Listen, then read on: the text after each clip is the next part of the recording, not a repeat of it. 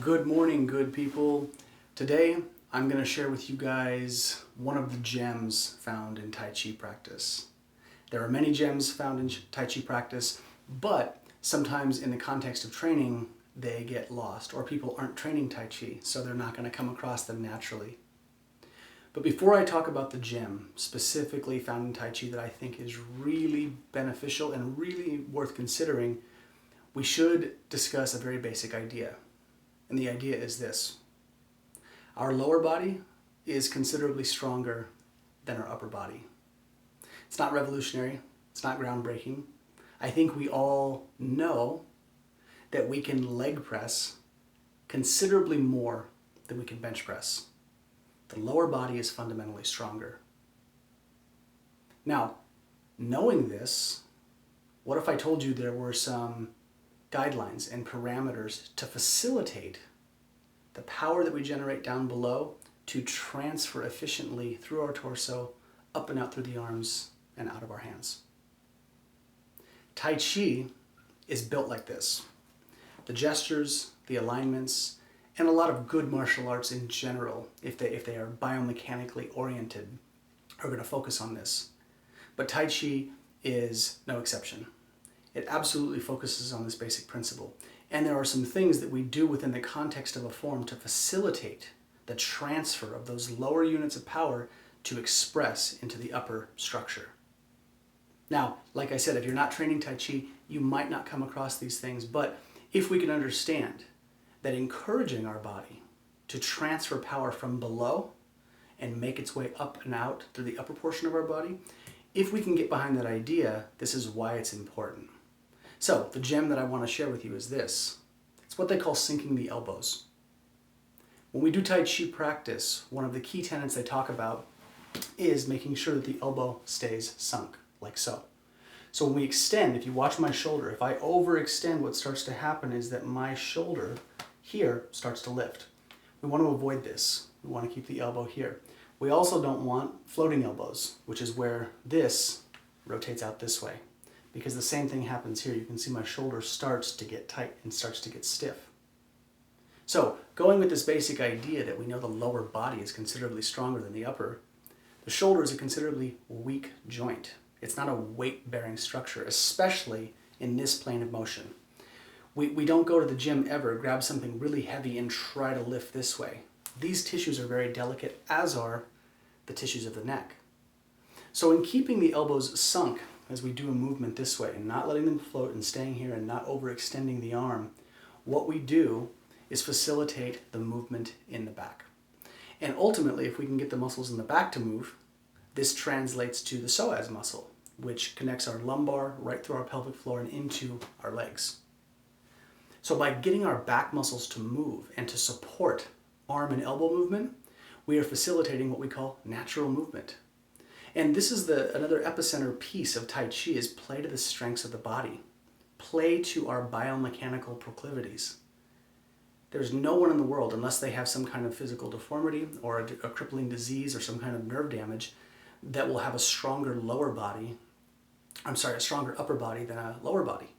Our lower bodies are stronger, so we want to practice this. So the idea is this: when we have our elbow sunk, and this is down this way, okay, what starts to happen is, if we imagine webbing from my elbow here to these large bat-like muscles we call the lats on the side of our rib cage, if we imagine that there's webbing attached to here and it's spread through this area, when we extend the arm, those lat muscles begin to wrap around the rib cage and they become engaged as we move forward. And that's what we want.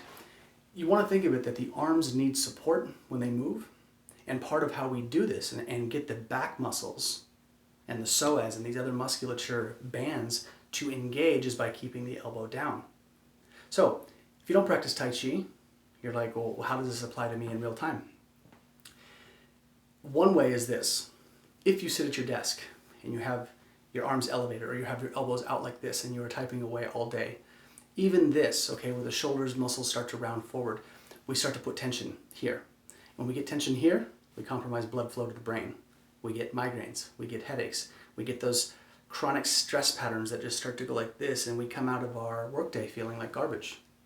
Now, if you exercise, Okay, if you were doing kettlebell lifts, if you are doing bench pressing, any of these things, even traditional exercise, we're not going to want our elbows this way. How many of you have seen someone at the gym grab a bar with bench press, float their elbows out and try to push like this?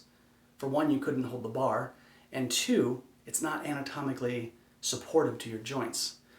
Even if they have a wide grip, the elbows stay rooted and down and they push if their form is reasonably good.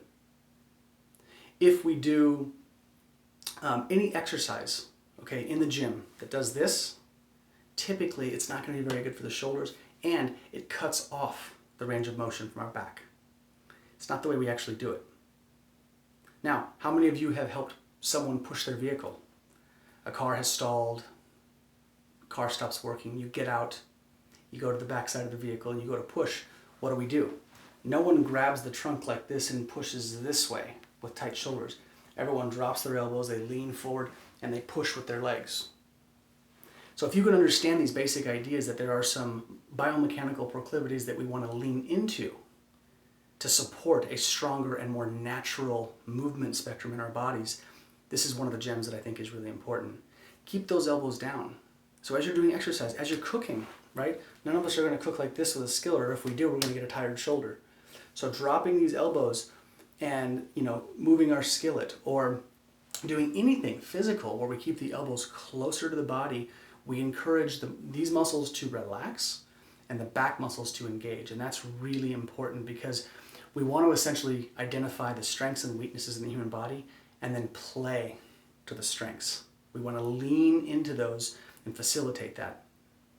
So if we're looking at Tai Chi training, Tai Chi has many alignments. How your knee relates to your ankle, how your hip relates to your knee, the angle of your torso. What is your spine doing? Sinking of the elbows.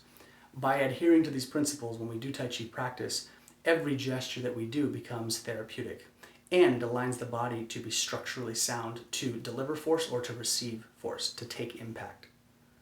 So this is really important to consider because we all have bodies, we're all moving, we're all doing activity. But if we don't think about these things and we're not attentive to how our body naturally moves into where it naturally is weak, we don't have a framework.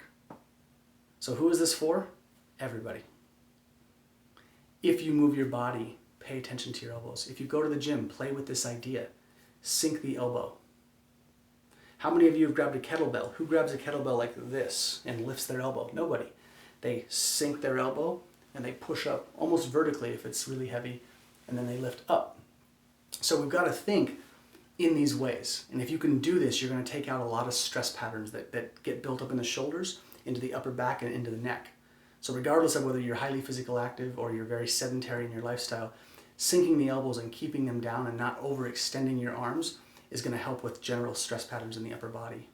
So if you guys battle these things, all right, if you battle stress patterns or you have a chronically stiff upper neck, or you have anything that relates to the scapula tension, okay, or you have mid-back pain or low back pain, just know that these movements, and specifically the sinking of the elbows, encourages back movement. And that's the idea. And that's why I strongly encourage people to come to a Tai Chi class.